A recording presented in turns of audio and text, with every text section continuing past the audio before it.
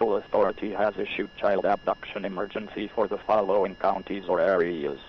Florida, at 9:26 p.m. on November 27, 2022, effective until 11:26 p.m. A Florida Amber Alert has been issued for Caitlin LaRocca, a white female, 7 years old, 4 feet tall, 60 pounds, brown hair and brown eyes, last seen in the area of the 5400 block of Los Santos Way in Jacksonville, Florida.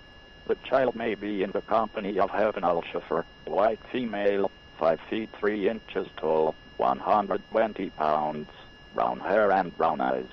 If you have any information on the whereabouts of this child, please contact the Jacksonville Sheriff's Office at 904-630-0500 or 911-Flamber.